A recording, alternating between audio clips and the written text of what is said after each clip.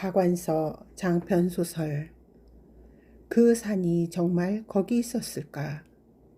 5번째 이야기. 한여름의 죽음. 서둘지 말고 천천히 보통으로 걸어. 근숙이 언니가 자꾸만 앞으로 고꾸라지려는 내 소매를 잡아당기면서 말했다. 한강 부교 한가운데서였다.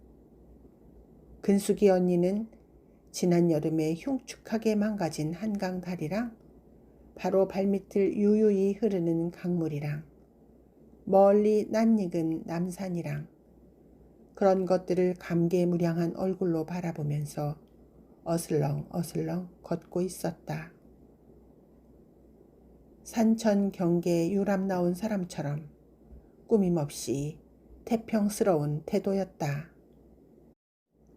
나는 그런 언니한테 열등감을 느꼈지만 섣불리 흉내낼 수 있는 건 아니었다. 일부러 나를 약올리려고 저러는 게 아닐까 싶을 정도로 능글맞아서 나는 그녀하고 속도를 맞추면서도 발이 안 맞는 1인 삼각을 하고 있는 것처럼 짜증스러웠다. 마침내 대안에 다다랐고 거기도 지키는 헌병이 있었지만 신분증을 보잔 소리도 없이 무사 통과였다. 거 봐. 그녀가 한숨 쉬듯이 말하고 비로소 종종 걸음을 치더니 아무도 안 보는 길가에서 털썩 주저앉으면서 말했다. 지겨운 얼굴이었다. 그래, 잘났다, 잘났어. 언니 잘난 거 인지 알아서 미안하다. 그녀의 태도가 결코 잘난 척이 아니었는데도 나는 이렇게 대들었다. 우리는 서로 한동안 서로에 대한 혐오감을 짐승처럼 과시했다. 땅꾼 집에 총무부장이 다녀가자마자 나는 근숙이 언니하고 사사건건 의견이 맞지 않았다. 나는 그날로 서울을 향해 길을 떠나자고 했고 그녀는 땅꾼 집에서 거슬러 받은 돈을 다시 맡기고 그만큼만 더 있으면서 시국을 관망하자고 했다. 이 구석에 틀어박혀 신문 한 장 못 보고 있다가 어떻게 부장 말만 믿고 길을 떠나겠느냐는 거였다. 이 구석에서 알기로는 한강 도강에는 아직도 많은 애로와 비용이 따르는 걸로 알려져 있었다. 나는 그 돈마저 그 집에서 다 까먹는다는 건 말도 안 된다고 생각했고 그녀는 그 후 일은 자기가 알아서 할 테니 걱정 말라고 했다. 언니가 그렇게 말하는 걸 보면 충분한 비상금을 가지고 있는 게 분명해서 은근히 안심이 되면서도 굴욕감을 느꼈다. 나는 나 혼자라도 서울로 가겠다고 우겼다. 실은 그녀가 나를 버리고 가족이 있는 곳으로 가버리면 어쩌나 겁이 나는데도 그렇게 그녀를 떠보는 거였다. 그럼 하숙을 땅꾼 집에서 딴 집으로 옮기면 어떻겠느냐고 했지만 나는 무슨 배짱인지 그것조차 마다고 했다. 그녀의 경제력에 기대는 경우에 대비한 마지막 안간 힘이었다. 근숙이 언니가 져주었다. 그리고 총무부장이 묵고 있는 집을 혼자서 다녀오더니 어떻게 교섭을 했는지 영등포까지 가는 트럭에 얹혀갈 수 있게 되었노라고 했다. 언니가 따로 돈을 썼을지도 모른다고 추측했지만 모른 척 하기로 작정했다. 추측대로라면 비굴해질 것 같아서였다.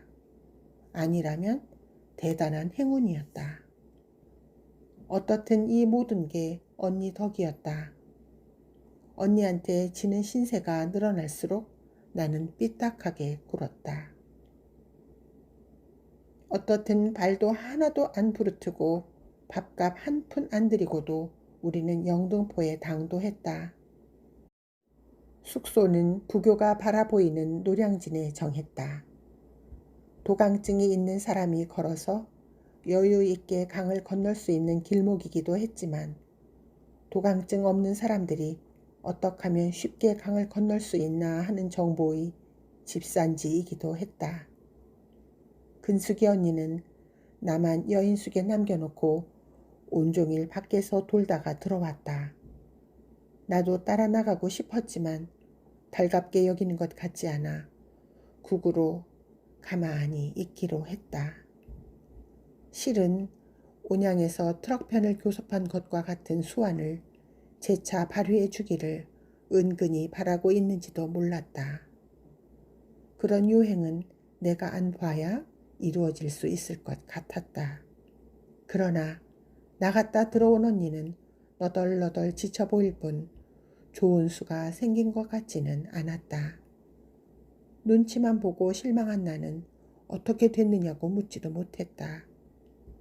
도강을 엿보는 이들이 겹쳐 자다시피 하는 싸구려 여인숙에서 우리는 말없이 하룻밤을 드샜다. 너도 아직 향토 방위대 신분증 가지고 있지? 근숙이 언니는 자기 짐 사이에서 그걸 꺼내서 확인하면서 물었다. 나는 바지 주머니에 넣은 채로 다니고 있었기 때문에 겉에서 한번 툭툭 쳐 보이면서 그렇다고 대답했다. 그걸 보이고 부교로 당당히 한번 건너보자. 미군 헌병하고 국군 헌병하고 같이 지키고 있더라. 우리 신분증엔 영문하고 우리말이 같이 들어있으니까 잘 됐잖아. 뭐가 잘 돼? 그들이 까막눈이라도 되는 줄 알아? 방위대가 해산됐으면 신분증도 무효가 되는 것도 몰라? 해산이 안 됐어도 그렇지. 방위대가 뭐 그리 대단한 데라고 그까짓 걸 이용하려고 해. 믿져야 본전이야. 도강증이니 신분증이니 하는 것도 별거 아니더라 뭐. 내 말대로 한 번만 해보자. 응? 우리가 이래봬도 꽃같은 나이인데 무효라는 게 들통나면 비비 꼬면서 눈물로 호소하는 방법도 있잖니. 근숙이 언니가 살살 꼬시는 통에 나도 울컥 의욕 같은 게 솟구쳤다. 비비 꼴 의욕이 아니라 한바탕 따지고 덤벼들고 싶었다. 우리는 단체로 피난을 갔다. 안 가도 될 피난을 명령에 의해 했으니 그 단체가 해산됐으면 우리도 원 위치로 원상 복귀를 시켜줘야 옳지 않겠느냐고 속 시원히 항의를 할 수 있다고 생각하니 신분증이 무효가 된 게 탄로난다고 해도 조금도 겁날 게 없었다. 미군과 국군 헌병이 합동으로 지키고 있는 한강 부교 초소를 눈앞에 두고 언니가 나에게 느릿느릿 당당하게 라고 주의를 줄 정도로 초조하게 굴었지만 한강을 못 건널까봐 조바심 치고 있는 게 아니라 어떻게 하면 근사하게 항의를 하나. 하고 싶은 말들이 목젖에 걸려 아우성치는 것 같은 느낌 때문에 그러한 거였다. 그러나 우리는 믿어지지 않을 정도로 쉽게 초소를 통과했다. 언니가 먼저 미군 헌병한테 신분증을 제시하고 그 다음에 내가 했다. 언니 것만 자세히 훑어보고 내 것은 만져보지도 않고 내 손안에 있는 채로 오케이 하면서 시원스럽게 통과시켜 주었다. 국군 헌병은 경례까지 올려붙여 주는 것 같았다. 속으로 끌탕을 하던 게 하도 쉽게 해결이 되자 꼭 뒤에서 다시 불러 세울 것만 같아. 나는 자꾸 앞으로 고꾸라지고 언니는 능청을 있는 대로 다 떨면서 여유를 과시하고 있었다. 나보다 먼저 우리 식구가 돌아와 있기를 바랐지만 내가 먼저였다. 우리 집에 남아있던 숙부네는 아무 일 없이 여전했지만 나는 빈집에 돌아온 것처럼 쓸쓸하고 처량했다. 실망과 낙담과 노독이 겹쳐 폭삭 무너져 내리고 말았다. 그 자리에서 사그러져 버리는 게 아닐까 싶게 손끝 하나 까딱할 힘도 남아있지 않았다. 할머니가 얼마나 고생을 했으면 이 꼴이 됐겠느냐고 갈아입을 옷을 챙겨주며 안쓰러워하셨다. 할머니한테 털어놓을 만한 고생이 생각나지 않는 게 그렇게 참담할 수가 없었다. 나 혼자 편하자고 식구들과 따로 행동한 것만 같은 죄의식 때문에 필요 이상 엄살을 부리고 있는지도 몰랐다. 저녁 땐 숙부가 민어를 한 마리 사가지고 들어왔다. 우리 식구는 해마다 여름이면 애호박을 굵직하게 썰어놓고 고추장을 풀어서 끓인 민어 매운탕을 가장 즐겨 썼다. 요새는 다 비싼 귀물이 됐지만 50년대까지만 해도 소만 무렵 연평도에서 오는 조기를 한 섬씩 들여다 젖 담그고 굴비 말리는 것을 비롯해서 복중의 민어찌개, 벼가 누렇게 익어갈 무렵 민물개로 장 담그는 것쯤은 보통으로 사는 사람도 누릴 수 있는 입맛이래요. 기다려지는 시식이었다. 그렇다더라도 땅꾼 집에서의 느글느글한 식사에 비하면 눈부신 사치였다. 숙부의 말없는 환대가 고마울수록 민어찌개가 목구멍으로 넘어가지 않았다. 그걸 먹느니 나는 사람도 아니라는 걸 실토하고 목 놓아 울고 싶었다. 식구들과 운명을 함께하지 않은 이기적인 행동에 대한 뉘우침이 살을 저미는 듯했다. 초라하고 불쌍한 정도를 넘어 기괴해 보이던 우리 식구들의 피난 행렬에 나만 합세했더라도 한결 덜 기괴해 보였을 것을. 누구든지 그 기괴한 행렬을 한 번 볼 거, 두 번, 세 번 보았을 생각을 해도 치가 떨렸다. 엄마 때문이야. 엄마는 나에게 자유를 주는 게 아니었어. 그저 만만한 게 엄마였다. 마음의 고통 때문에 목구멍에 밥이 잘 안 넘어가기는 난리 나고 나서 처음 있는 일이었다. 서울은 다시 후태령이 내리기 직전보다 더 인구가 는 것 같았다. 날이 더워지기 시작해서인지 길에 사람도 많고 도남시장도 푸성귀와 과일만으로도 풍성하고 활기차 보였다. 세상만 자반 뒤집기를 안 하면 사람들은 어떻게든 적응하고 먹고 살게 돼 있었다. 숙모는 여전히 푸성귀를 밭에서 받아다가 시장 거리에 앉아서 파는 광주리 장수를 하고 있었지만 숙부는 어쩐 일인지 지게를 지고 나가지 않았다. 낙가마 노릇도 그만두었다고 했다. 나는 골목으로 창이 난 뜰 아랫방에서 할머니하고 단둘이 잤고 할머니는 부채로 파리를 쫓으며 그간의 얘기를 쉬엄쉬엄 해 주셨다. 너희 작은 애비 지게 지고 나가는 꼴 보지 않으니까 내가 살 것 같다. 이날이 때 사람 부리고 붓대 놀려먹고 살던 사람이 그게 할 노릇이냐. 낙감한지 거간인지 그건 더 못할 노릇이고 지게품은 그래도 거짓말 시킬 일은 없지만 집 거간도 아니고 난전의 거간을 오죽한 것들이 해먹겠냐. 보나마나 입이 사복개천 같은 것들일 텐데 입이 천근 같은 너희 작은 애비가 오죽해야 그 짓을 했겠냐. 나는 할머니의 그런 말씀조차 뼈가 있게 들렸다. 너희 식구 먹여 살리려고 그런 짓까지 했지만 이제 안 보니 안 해도 그만이란 소리로 들렸다. 손자보다는 아들을 두둔하는 소리로 들려서 할머니한테는 이북으로 간 것으로 해놓은 작은 숙부가 실은 사형당했다고 말해버릴까 하는 고약한 생각까지 들었다. 그 대신 내 딴엔 꽤 뼈있는 소리를 했다. 할머니는 그럼 작은아버지 지게 지는 것만 속상하고 작은어머니 광주 리고 다니는 건 아무렇지도 않으세요? 어쩜 그러실 수가 있어요. 너희 작은애미 고생도 얼마 안 남았어. 역성될 거 없다. 그리고 세상 잘못 만나면 여자들이 그래. 그 정도는 고생하는 게다. 사지 멀쩡한 여자가 광주리 있는 게 뭐가 어때서.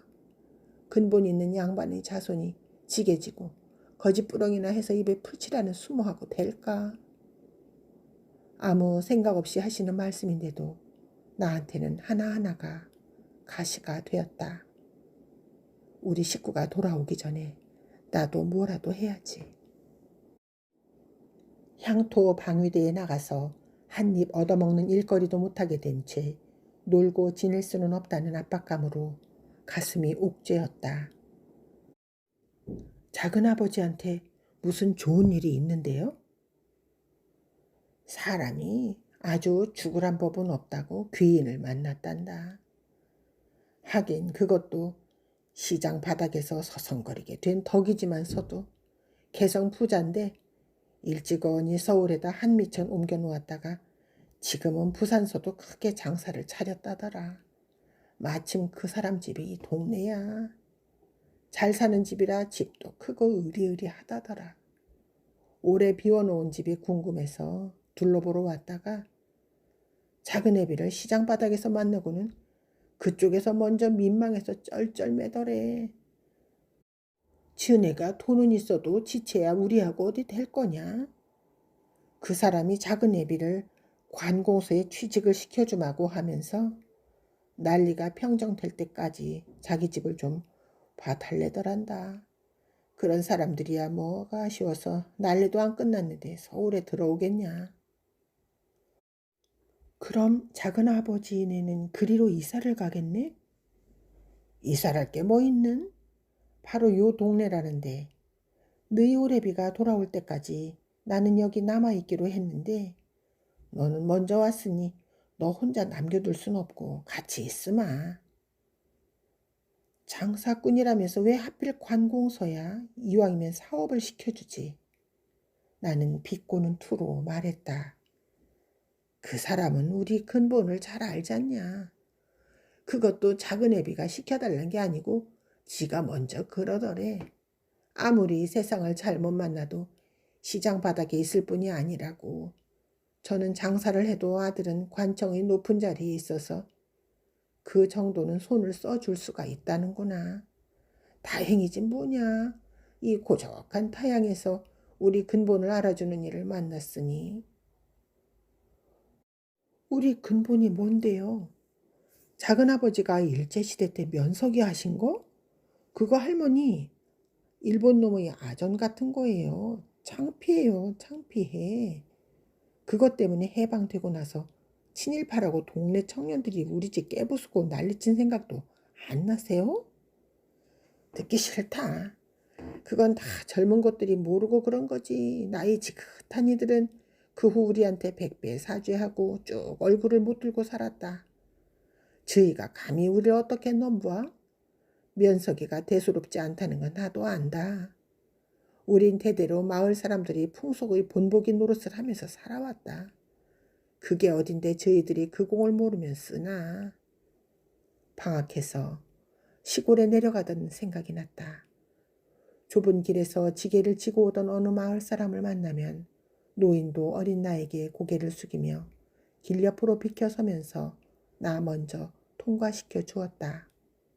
어려선 그걸 의뢰 그러는 줄 알다가 나이 들면서 거북하고 싫었었는데 할머니는 그걸 그리워하고 계신 거였다. 면석이를 대수롭지 않게 여긴다는 것도 본의는 아니고 아무튼 관청에 빌붙어야 거들먹거릴 수 있다는 게 아직도 할머니에게 남아있는 양반의식의 구차한 그루터기였다.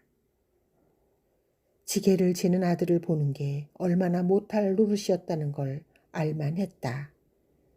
주변 머리도 없지. 왜 하필 지게였을까?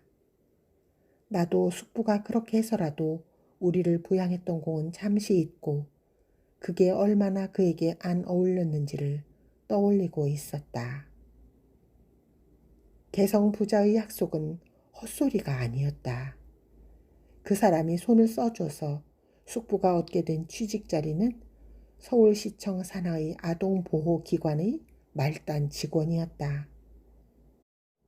고정의 월급도 보잘것없어서 숙모가 계속해서 광주리 장사를 하지 않으면 식구가 입에 풀칠하기도 어려울 것 같았다. 그러나 할머니뿐 아니라 숙부도 그 새로운 일자리를 감지덕지해하며 숙모가 정성스럽게 손질한 양복으로 차려입고 빛나는 얼굴로 출근하는 걸 보니 우리 식구가 그의 지게벌이에 기댔던 게 얼마나 못할 노릇이었나를 다시 한번 뼈저리게 느꼈다. 그렇게 해서 작은 집은 우리 집에서 떨어져 나갔다. 할머니는 남아 계셨지만 우리 식구가 돌아올 때까지만이 될 터였다. 이삿짐은 개성으로부터의 피난짐이 전부였고 그 집은 5분도 안 걸리는 지척이었는데도 외톨이가 된 기분은 미리 각오하고 있었던 것보다 훨씬 더 참아내기 힘들었다. 우리 식구들은 거기서 왜 이렇게 못 돌아오는 걸까? 오는 중일까? 오도 가도 못하고 있다면 그 고생은 또 오죽할 것이며 다들 살아있기는 한 것일까? 외톨이가 되자 그런 근심 걱정까지도 독차지하게 된 것처럼 딴 생각은 할 수가 없었다. 어떻게 하면 그들을 도울 수 있을까? 꿈속에서는 수없이 우리 식구의 기괴한 행렬에 뛰어들어 리어카 채를 잡기도 하고 남들이 값싼 동정의 시선을 당당하게 막아설 수도 있었지만 현실적으로 보이지 않는 이들을 도울 방법은 찾아지지 않았다.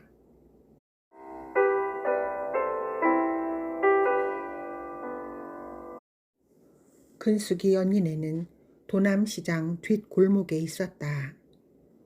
오래된 낡은 집이었지만 터가 넓고 부엌이 따로 달린 방이 많은 게 새 놓아 먹기 좋게 생긴 집이었다. 전에 새 살던 사람 중엔 피난 갔다 돌아온 집도 있어서 그 큰 집엔 근숙이 언니 혼자 있어도 별로 회의해 보이지 않았다. 도남 시장 안에도 그 언니네 소유의 점포가 여러 동 있다고 했다. 그러나 아직은 정식 점포는 세입자가 환도를 하지 않아서인지 거의 닫힌 채였고 노점이 더 성업 중이었다. 장사란 비슷한 업종끼리 서로 어울려야 손님이 꼬이는 법이라 포목이나 귀금속, 아동복, 메리아스, 바느질집, 누비 이불집 등 깨끗하고 값나가는 물건을 취급하던 가게 앞을 푸성기, 생선, 잡채나 순대 따위 즉석 먹을 거, 툭 하면 들고 뛰는 미제장수 등 노점들이 차지를 하니까 점포에 새 들려는 사람도 없다고 했다. 현재도 별 근심 없이 가족들 오기만을 기다릴 수 있을 뿐 아니라 앞날은 더 밝고 풍족할 것 같은 언니가 부러웠다. 근숙이 언니는 내가 안절부절 못하는 까닭을 알고는 부질없는 근심 걱정에 피를 말릴 게 아니라 식구들이 돌아왔을 때를 생각하여 무언가 대비해야 하지 않겠느냐고 했다. 그녀는 언제나 지당한 말만 했다. 나는 진중하고도 사려 깊은 그녀의 태도에 심한 부끄러움을 느꼈다. 내가 안절부절 못하는 건 식구들이 안부를 몰라서이기도 했지만 앞으로 그들을 책임질 자신이 없어서였다. 그들은 아직 모르고 있겠지만 무사히 도강을 해서 돌아오면 제일 먼저 더는 숙부네가 우리를 책임져 주지 않는다는 사실을 인정해야 될 터였다. 실은 나도 아직 그걸 인정할 용기가 없는데 말이다.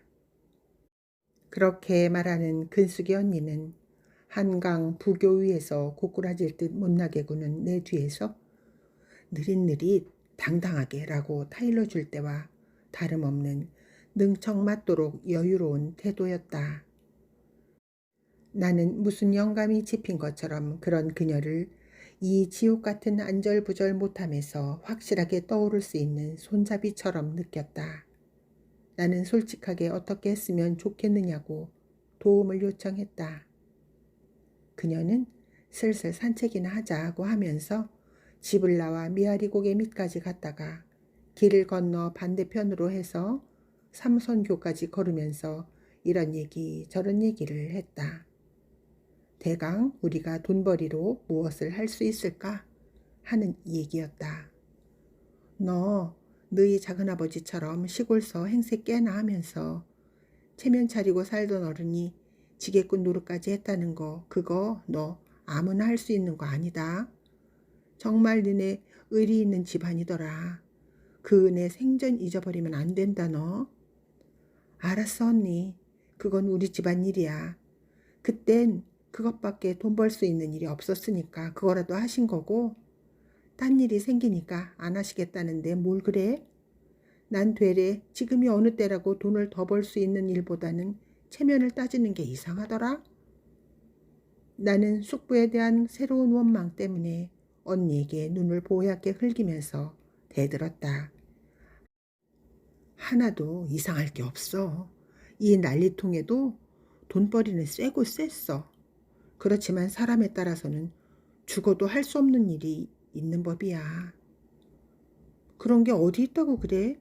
있으면 가르쳐 줘봐. 난 할 수 있어. 우리 나이가 이 최전방에서 제일 쉽게 빠질 수 있는 데가 어디겠니? 그렇지만 넌 못할걸? 네가 양공주 노릇을 할 수 있을 것 같아? 언니, 누굴 놀릴 셈이야? 놀리는 게 아니라 못해서 못하는 거. 할 수는 있는데 절대로 할 수 없는 걸 빼니까. 할 수 있는 게 아무것도 안 남아서 속이 상해서 그런다. 그러니까 언니의 도움이 필요하다는 거 아니오. 처음부터 우리 둘의 능력을 다 합쳐서 생각했건만도 그렇다는 소리야.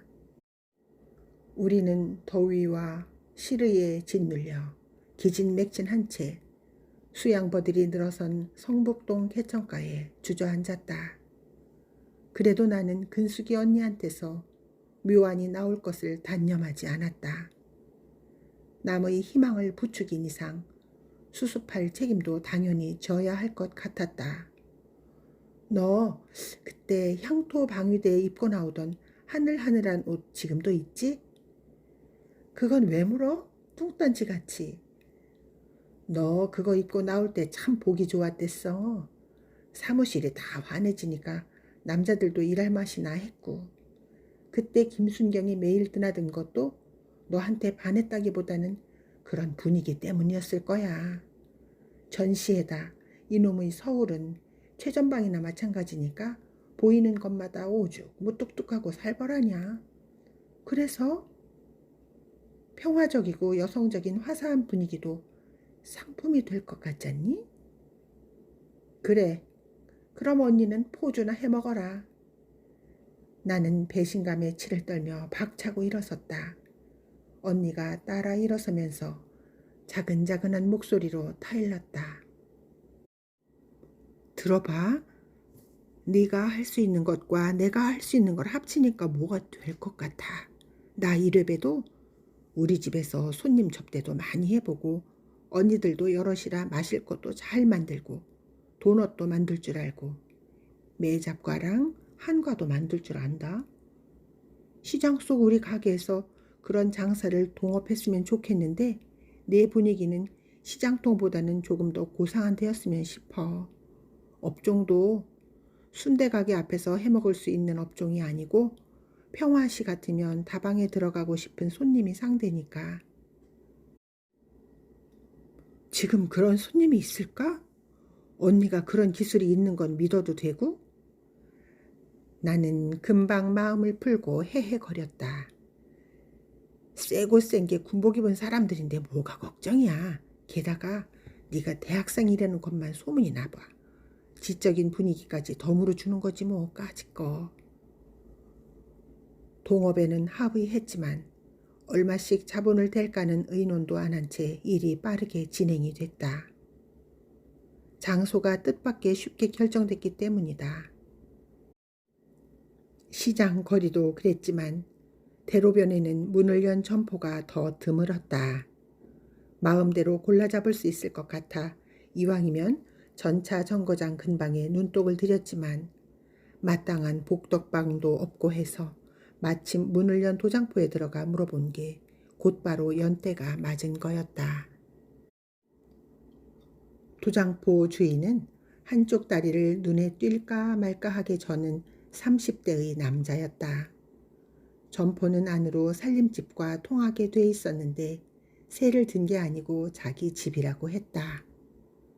그는 우리가 그의 신체적인 약점을 알아보기도 전에 자꾸 그 얘기부터 하려고 했다.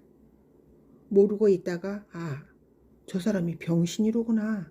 그렇게 생각하게 되는 게 싫은 모양이었다. 병신 자식이 효도한다고 딴 형제들은 의용군 나가고 제2 국민병 나가고 지금 다 소식을 모르는데 자기만 멀쩡하다느니 하는 묻지도 않은 소리들이었다. 그런 신체적인 콤플렉스 때문에 앉아서 할 수 있는 기술을 배운 것 같았다. 피난 가서는 되레 그 기술로 잘난 사람들보다 먹고 살기가 더 수월했건만 대로변에 버젓한 자기 가게 생각이 굴뚝 같아 길을 쓰고 돌아와 보니 하루 목도장 2~3개 파기도 어렵다고 했다. 두런거리는 기색의 살림집에서 그의 아내가 아이를 업고 나왔다. 우리가 마땅한 가게터를 구하러 다닌다는 소리를 듣더니 반색을 하면서 그녀도 이 집의 도장포로서는 너무 넓어 한쪽에 문방구를 차렸으면 한다고 했다. 바로 뒤쪽이 도남국민학교인데 아침에 등교하는 걸 보면 아이들 수가 하루하루 느는 게 앞으로 유망할 것 같다고 하면서 남편 눈치를 보았다. 남편은 그까지 코 묻은 돈 챙길 생각 말고 아이나 잘 보라고 퉁명스럽게 잘라 말했다. 그리고 도장에는 싸구려 목도장만 있는 게 아니라 금값보다 더 비싼 도장도 있다면서 한길가 쪽으로 튀어나오게 만든 진열장 속에 늘어놓은 옥, 상아, 뿔, 수정, 빛깔이나 무늬가 신비로운 각종 돌 따위를 보여주었다. 사람 몸의 핏줄 같은 무늬가 든 돌이 있는가 하면 산수화를 방불케 하는 무늬가 든 돌도 있었다. 그런 인재를 보여주는 그의 손놀림은 신중하고도 섬세했다. 길 가는 사람이 보이게끔 꾸민 진열장은 보통 집의 들창만한 크기였지만 유리가 깨끗하고 가게 안이 안 보이게 차단한 커튼도 빛깔 곱고 값비싼 춘추 비로드여서 도장포의 전체적인 분위기하고도 안 어울렸지만 공포와 군기와 날림이 주조를 이루고 있는 이 최전방 도시하고는 또 얼마나 부조화스러운지 민망할 지경이었다. 그러나 그 남자가 얼마나 그곳을 아끼고 공들여 가꾼다는 것은 알만했다. 당시 비로드는 가장 값비싼 밀수품이어서 한복지로도 상류층에 크게 번지고 있었다. 내가 대학에 입학하고 나서도 엄마한테 가장 해달라고 싶은 게 바로 그 비로드 치마였다. 저희는요, 피난 다닐 때도 아이 한 번 안 안아주고 저 돌만 지고 다녔대요. 여자가 마치 손위 시누이한테 일러바치듯이 애교 반 원망 반의 코맹맹이 소리를 냈다. 이 커튼도 아주머니 치마 뜯어서 만든 거 아니에요? 근숙이 언니가 웃지도 않고 무뚝뚝한 소리로 물었다. 나중에 뺏어다 휘장을 만들든지 말든지 그놈의 비로드 치마 한번 입어나 봤으면 좋겠어요. 그런 실없는 소리를 하는 사이에 네 사람은 흉허물 없이 속내를 털어놓게 되었다. 우리 둘의 동업에 그들도 한 사람 몫으로 참여하겠다는 말은 남편이 먼저 했는지 여자가 먼저 했는지 생각나지 않지만 동시에 말했다고 해도 과언이 아닐 정도로 그들의 부창 부수는 완벽했다.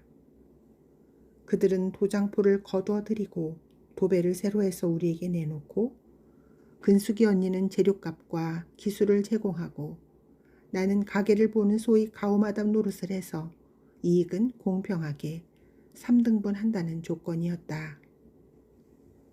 도장포집 여자는 청소 설거지 등을 틈나는 대로 무료 서비스하겠다고 했다. 여자가 무던하기도 했지만 도장포가 워낙 파리를 날리고 있을 때라 우리가 굴러 들어온 복으로 보였었나 보다. 그렇게 해서 가게터 문제는 돈 한 푼 안 들이고 해결이 되었고 서로 믿거라 하는 마음에서 한계를 짓지 않았던 근숙이 언니와 나의 역할 분담도 똑 떨어지게 이루어졌다. 나중에야 알게 된 거지만 그 남자도 당분간 도장포가 될 것 같지 않으니까 믿져야 본전이란 생각도 있었겠지만 내 능력을 과대평가한 것이 문제였다. 근숙이 언니도 그런 말을 했지만 그 남자도 나를 잘만 손질해 놓으면 남자 손님을 끌 수 있다고 본 모양이었다. 도장포집 내외가 풀을 쓰고 도배지를 사다가 어두컴컴한 도장포 안을 분통처럼 바르고 근숙이 언니는 베이킹 파우더, 신가루, 커피, 코코아 가루 따위를 구하러 미제 장수집들을 뒤지고 다니는 동안 나는 머리의 파마라도 하면서 조금씩 멋내기 연습이나 하고 있었으면 좋았으련만 그 정도의 철도 안 난 맹문이었다. 그때까지도 나는 생머리를 양갈래로 따 느린 채였다. 그런 풋내기가 조금 있으면 내가 더 중요한 일을 하게 돼 있다는 자만심 같은 것은 있어서 도배하는 것도 아는 척을 하고 장 보는 데도 쫓아다니면서 간섭을 하는 둥 총차를 하려 들었다. 마지막 난관은 테이블과 의자를 마련하는 거였다. 집에 있는 책상이라야 앉은뱅이 책상이었고 근숙이 언니네 형편도 마찬가지였다. 가게 주인이 도장파던 책상을 내놓았고 언니가 집에서 대가리는 떼가고 겉가죽만 남은 발재봉틀을 가지고 나왔다. 그런 거면 나도 내놓을 수가 있었다. 사과 괴짝을 2개 폭에서 만든 것까지 도합 4개의 테이블이 마련됐다. 걸터 앉을 의자로는 발재봉틀에 딸린 등받이 없는 동그란 의자나 복덕방 앞에 내놓는 평상이 비교적 구하기 쉬웠다. 특히 대가리 없는 발재봉틀 위에다 테이블볼을 씌운 게 보기도 좋고 편안하기도 했다. 길 가다가도 걸음을 멈추고 들여다볼 정도로 근사한 가게가 된 데는 설거지나 해주겠다던 도장포 안주인의 공이 컸다. 가게 이름은 자매 다과점으로 하부일을 보았다. 글씨에는 조예 깊고 솜씨 좋은 도장장이가 있으니 간판 쓰는 건 문제없었다. 간판도 그럴듯하게 써붙이고 칼피스, 소다수, 오렌지 주스, 냉커피 하는 음료수 이름은 또 따로 써서 가격과 함께 벽에다 바로로도 붙이고 옆으로 삐딱하게도 붙였다. 나는 원가도 잘 모르면서 근숙이 언니가 매긴 음료수 값이 너무 싼 것 같아 올려야 한다고 주장을 했다. 여름의 한가운데였다. 날씨는 미친 듯이 달아오르고 있었다. 실제 영업은 하루도 해보기 전에 돈을 빨리 벌고 싶은 욕심만이 걷잡을 수 없이 지글댔다. 인재를 진열하던 쇼윈도에는 근숙이 언니가 솜씨를 발휘한 도넛과 그와 유사한 과자들을 맵시 있게 진열했다. 언니는 똑같은 밀가루 반죽을 가지고도 구멍을 뚫어 도넛을 만들기도 하고 다식판에다 찍어내어 전혀 느낌이 다른 과자를 만들기도 했다. 겉에다도 설탕을 묻혔다, 시럽을 묻혔다, 코코아 가루를 뿌렸다, 변화를 주었다. 진열장 안이 도장을 늘어놨을 때보다 더 돋보였다. 길에서도 가게 안이 잘 들여다 보이게 비로드 휘장을 걷어내다가 대신 살림집하고 통하는 빈지문을 가리는데 쓰도록 했다. 언니 말에 의하면 도넛 값은 시장에서 파는 꽈배기 값에 비해 터무니없이 비싸게 매길 수가 없으니 어디까지나 구색이고 어떻게든지 음료수를 많이 팔아야 한다고 했다. 이제부터 돈 버는 건 문제없을 것 같은데 더 벌고 싶어서 설탕은 조금 쓰고 사카린을 쓰자느니 속여 먹을 궁리부터 했다. 개업하고 한 사나흘은 손님이 꽤 있었다. 그래도 도장포 주인은 거기에 만족하지 못하고 저녁이면 회계를 보면서 한번 다녀간 손님이 다시 오고 싶고 또 딴 사람한테 선전도 하게 만들어야 한다는 걸 강조했다. 나는 그게 맛을 담당한 근숙이 언니 들으라고 하는 소리려니 했다. 나는 주문을 받고 언니가 해주는 대로 날라다 주기만 하면 되었으니까 따로 단골을 만들 재주를 부릴 여지가 없었다. 손님이 줄면서 다들 그 탓이 나한테 있는 것처럼 여기고 있다는 걸 눈치채고 우울한 날이었다. 40대의 점잖은 남자가 아무거나 시원한 걸 한 잔 청하고는 나한테 이야기 좀 하자고 했다. 실없는 소리하게 생기지도 않았거니와 아버지 뻘이는 되게 나이가 지긋하기도 해서 손님을 끌어야 한다는 압박감도 있고 해서 순순히 그의 곁에 앉았다. 과연 농지거리 같은 거 안 하고 언제부터 가게를 열었느냐? 하루 매상은 얼마나 되느냐? 앞으로 전망은 어떻느냐? 등을 꼬치꼬치 물었다. 이 사람도 같은 장사를 하고 싶은가 경계하는 마음도 들었지만 무엇보다도 초라하게 보이기는 싫다는 생각부터 앞섰다. 그날 내 기분이 유난히 초라했기 때문에 더욱 그러했을 것이다. 나는 개업했을 당시의 하루 매상보다도 약간은 더 부풀려서 지금까지의 평균 매상처럼 말했고, 물론 앞으로의 전망도 더 좋아질 것처럼 낙관했다. 그가 일어서면서 음료수 값을 내려고 했다. 그동안 쭉 엿보고 있었는지 안에서 도장장이가 뛰쳐나왔다. 그리고 두 손을 비비며 그냥 가시라고 했고, 언제나 들르시면 시원한 걸 대접하겠노라고 했다. 그는 주머니에 넣었던 손을 빈손으로 꺼내면서도 별로 미안하다는 표정도 짓지 않고 덤덤하게 가버렸다. 그가 가자마자 도장장이가 도끼 눈을 뜨고 나를 닦아 세웠다. 당신 뭐하는 사람이야? 도대체 왜 이러는 거야? 누구 망하는 걸 보고 싶어? 실은 내가 할 소리였다. 근숙이 언니가 뛰어나와 그를 진정시켰다. 그냥 놔두면 멱살이라도 잡고 말 것처럼 그의 삿대질은 격렬했다. 영문을 몰라 하는 나에게 근숙이 언니는 그 사람이 세금쟁이라는 걸 일러주었다. 나는 이 빌어먹을 것이 마땅찮은 서울 바닥에도 세금쟁이가 있다는 건 상상도 못하고 있었다. 끽소리 못하고 당하고 들어와 다음 날은 정말로 나가기가 싫은 걸 언제 돌아올지 모를 우리 식구들을 생각하고 억지로 몸과 마음을 추스렸다. 돈 벌기가 쉽지 않다는 건 알았지만 그래도 내가 뭔가를 하고 있다는 걸 보여주고 싶었다. 숙부가 지게를 지는 걸 보고도 의지가 됐던 우리가 아닌가. 그러나 멀리서도 자매 다과점이라는 간판이 없어진 게 보였다. 진열장 안의 돈옷도 없어지고 대신 도장장이가 뽐내는 감나가는 인재들이 구색 맞춰 들어앉아 있었다. 도장장이는 하늘하늘 춘추비로드 휘장으로 전처럼 그쪽을 가려놓고 옥양목 테이블보로 덮었던 상처투성이 책상을 제자리에 갖다 놓고 바쁜 듯이 목도장을 파고 있었다. 일부러 그런다는 게 드러나게 열중하고 있었다. 근숙이 언니는 살림집 앞마당에서 밀가루랑 기름이랑 설탕이랑 기름가마랑 접시, 유리컵 따위를 챙기고 있었다.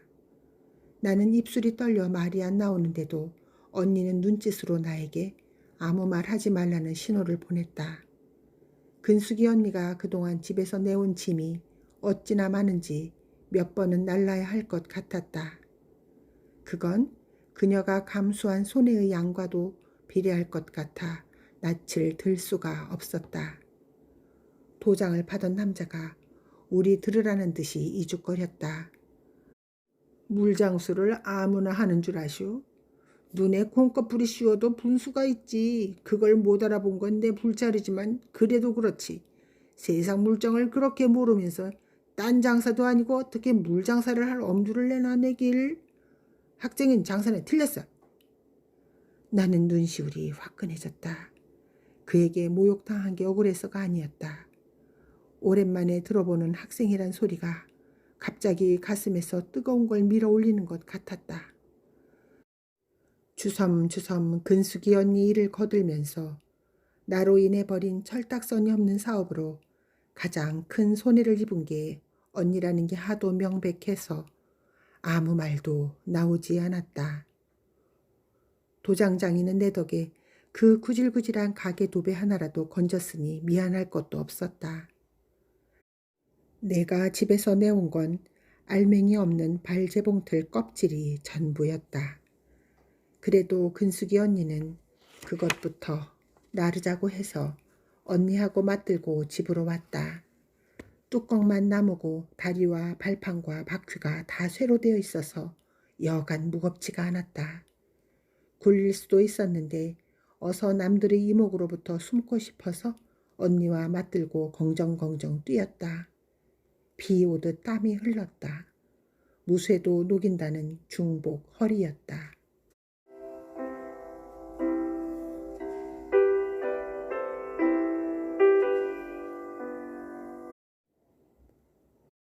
우리 식구가 천안에서 돌아온 것은 자매 다과점이 끝장난 날 저녁 때였다.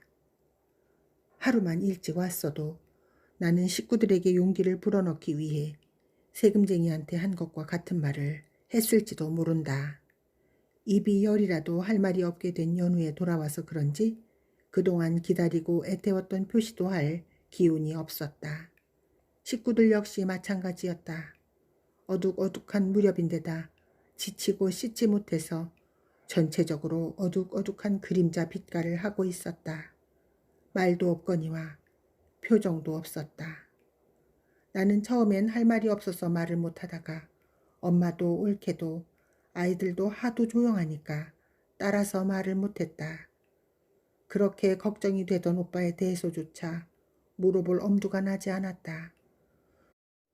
좀 더 회복이 되었는지, 거기서 받은 대접은 어땠는지, 소원을 푼 소감은 어떤지 물어볼 수도 없었지만 눈치로 알아내는 것도 불가능했다. 그건 그림자한테서 표정이나 혈색을 읽을 수 없는 것과 마찬가지였다. 재봉틀 대가리가 없어진 걸로 봐서 거기서도 거저 얻어먹을 수 있는 처지는 아니었다는 걸 짐작할 수 있을 뿐이었다. 차차 나도 식구들과 같아졌다. 최소한도로 말했고 최소한도로 움직였다. 무언가 먹긴 먹었겠지만 다음에 무얼 먹을까 걱정하지 않았고 무슨 맛인지 모르고 먹었기 때문에 먹지 않음과 같았다. 그렇게 집요하게 우리를 따라다니던 먹는 문제에서 놓여놨는데도 여전히 목숨은 붙어 있었다. 그러나 아무것도 느끼지 못하니까 살아있다는 감각도 없었다. 나는 내가 아니라 나의 그림자였다. 우리 식구들도 마찬가지였다. 얼마 동안인지 생각도 안 나게 오랫동안 빈곤, 아군, 질병 등 인간의 그늘만 독차지하다 보니 드디어 표정을 포기한 그림자가 돼버린 것이다. 마침내 편안해진 것이다. 몇 시인지 모를 오밤중이었다. 그때 나는 올케하고 뜰 아랫방에서 같이 자고 있었다. 엄마가 오빠하고 한 방을 쓰고 나는 올케하고 한 방을 쓰게 된 것도 천안에서 식구들이 돌아온 후의 변화였다. 올케가 그러고 싶어 하니까 나는 그냥 나 자던 방의 한쪽을 내주었을 뿐 그 부자연스러운 배치에 대해 이상하게 여기지도 거북하게 여기지도 않았다. 할머니는 숙부내로 가시고 엄마가 오빠하고 한 방을 쓰고 있었으니까 올케는 건넌방을 쓸 수도 있었건만 안 그랬다. 원은 자기 방이었던 건넌방을 비워놓고 내 곁에 눕곤 했다. 오밤중인지 새벽인지 분명치 않았다. 한잠을 자고 일어났는지 잠 못 이루고 뒤척이고 있었는지도 확실하지 않았다. 울부짖음 같은 소리가 멀리서 들려왔다. 멀다는 거리감이 시간을 거슬러 올라간 아득한 원시로 느껴질 만큼 그 비명은 간략하게 절제돼 있어 사람의 소리 같지가 않았다. 올케의 나부끼는 허연 속꽃 가랑이를 보면서 나도 비로소 소름이 쫙 끼쳤다. 엄마가 말을 잃은 외마디 소리로 우리를 부르고 있었다. 오빠는 죽어 있었다. 복중의 죽음도 차가웠다. 그때가 몇 시인지 우리는 아무도 시계를 보지 않았고 왜 엄마 혼자서 임종을 지켰는지도 묻지 않았다. 엄마도 자다가 옆에서 끼쳐오는 싸늘한 냉기 때문에 깨어났을지도 모른다. 체온 외엔 오빠가 살아있을 때하고 달라진 건 아무것도 없었다. 눈 똑바로 뜨고 지키고 앉았었다고 해도 아무도 그가 마지막 숨을 쉬는 순간을 포착하지 못했을 것이다. 총 맞은 지 8개월 만이었고 거기 다녀온 지 닷새 만이었다. 그는 죽은 게 아니라 8개월 동안 서서히 사라져간 것이다. 우리는 아무도 그 임종을 못 본 걸 아쉬워하지도 않았다. 그 대신 그의 너무도 긴 사라짐의 과정을 회상하고 있었다. 우리는 새삼스럽게 슬퍼할 것도 고글할 것도 없이 가만히 앉아 있었다. 우린 미리 상갓집에 잘 어울리는 표정을 짓고 있었기 때문에 아무것도 할 것이 없었다. 날이 밝을 때까지의 시간관념도 없었다. 지척에 사는 숙부한테 기별할 생각도 안 하고 있는데 아침에 숙부가 들렀다. 우리 집에 들렀다가 출근하는 게 할머니까지 모셔가고 나서도 못 면하는 숙부의 숙부다움이었다. 숙부도 오빠가 살아날 수 없다는 걸 벌써부터 알고 있었던 듯 놀라는 기색 없이 고개를 앞으로 푹 꺾고 한동안 말이 없었다. 숙부의 기별을 받고 달려온 숙모가 대문간부터 곡을 하면서 들어왔다. 상가에서 곡성이 들리는 건 당연하건만 너무도 생급스럽게 들렸다. 그러고 나서 임종한 날짜와 시간 등 장례에 필요한 걸 알고 싶어 했다. 엄마는 우리를 좀 가만 내버려 두어 달라는 말밖에 안 했다. 우리는 맥을 놓고 말없이 우두커니 앉아 있었다. 안절부절 못하던 숙부와 숙모도 우리의 그림자 노릇이 전염된 것처럼 무표정하게 소리를 죽이고 있었다. 엄마가 밤중보다 몇 배나 크고 격렬한 소리를 낸 것은 오후 늦은 시간이었다. 우리는 엄마가 미치는 줄 알았다. 오늘 안으로 아들을 내다 묻어야 한다고 엄마는 그렇게 펄쩍펄쩍 뛰면서 소리 지르는 거였다. 우리 집에 모여 앉은 많지 않은 사람 중에서 가장 먼저 그림자이길 거부한 이는 역설적이게도 사자였다. 엄마가 먼저 맡은 불안의 냄새는 역질처럼 무섭게 우리한테 번졌다. 우리는 엄마를 덩달아 콩 튀듯 팥 튀듯 뛰기만 할 뿐 어찌할지를 몰랐다. 스스로 썩어감으로써 우리하고 정을 떼려는 오빠가 싫고 무서웠다. 그건 옳게도 마찬가지였을 것이다. 우리도 땡전 한 푼 없었지만 숙분의 사정도 마찬가지였을 텐데 도움을 청할 만한 아무도 생각이 안 났고 그럴 만한 시간도 없었다. 어려울 때 상부상조할 수 있는 우리의 전통적인 미덕조차 안 통하는 우리 처지가 참으로 가련했다. 골목 안엔 아직도 우리 한 집밖에 돌아와 있지 않았다. 숙부하고 숙모가 뛰어나갔고 어디서 장의사를 발견했는지 손으로 끄는 장의 수레를 한 대 빌려가지고 왔다.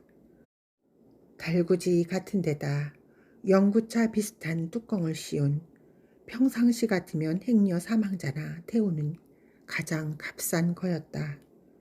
수의고 뭐고 없이 깨끗한 바지 저고리로 갈아입혀 뒤틀리게 얇은 널에다 눕히고 미친 사람들처럼 허둥지둥 수레에다 실었다. 돈을 덜 들이려고 그랬는지 워낙 그런 건지 수레에 딸려 나온 사람도 한 사람밖에 안 됐다. 숙부와 엄마와 올케, 나 이렇게 네 사람이 장의 수레를 따랐다. 숙모는 아이들을 봐야 하니까 집에 남아 있었다. 우리 꼴을 안 보이고 싶어서 빨리 어둡기라도 했으면 싶은데 해는 질듯 앉으면서 지혈을 기름 가마처럼 달구고 있었다. 수레꾼은 비지땀을 흘리면서 숨 가쁜 소리로 우리더러 뒤를 밀어달라고 요구했고 숙부와 내가 번갈아가며 수레를 미느라 개처럼 헐떡거렸다. 환장을 하게 더웠다. 우리는 사람도 아니야. 생지옥의 고통을 견디기 위해 믿지도 않는 주문을 외우듯이 문득 그런 생각을 했다.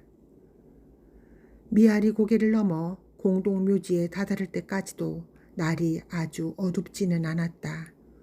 우리는 다 왔다고 생각하고 있는데 수레꾼이 공동묘지는 안 된다고 했다. 빈자리를 찾으려면 높은 데로 올라가야 하고 또 관리인이 있을지도 모른다는 것이었다. 그럼 당신이 알아서 하라고 숙부가 부탁하고 나서 전쟁만 끝나면 어차피 선산으로 이장을 해야 하니까 라고 덧붙였다. 이 난리가 끝날 날이 있을까요, 서방님? 엄마가 벼랑간 정신이 든 얼굴로 물었다.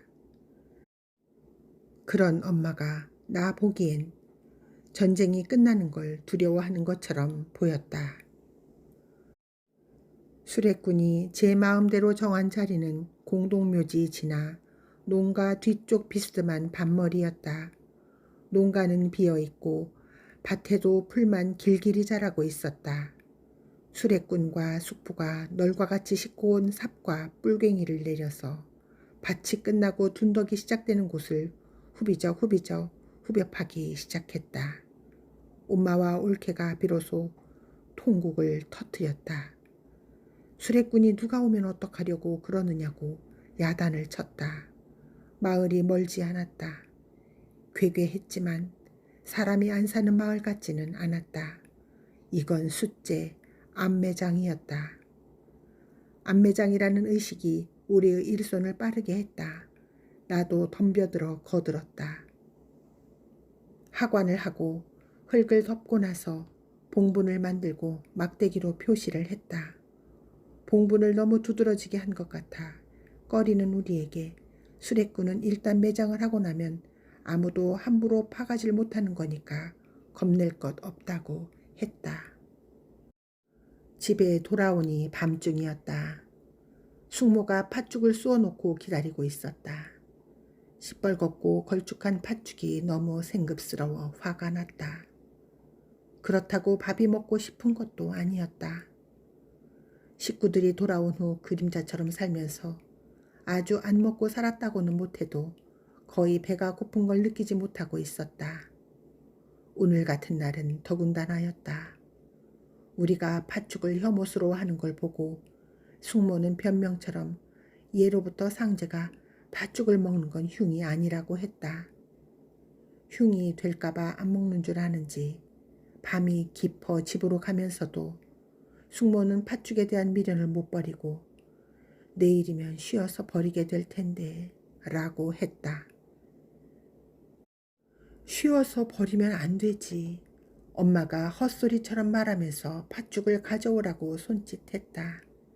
우리는 둘러앉아 사랑하는 가족이 숨 끊어진 지 하루도 되기 전에 단지 썩을 것을 염려하여 내다버린 인간들답게 팥죽을 단지 쉴까봐 아귀 먹기 시작했다.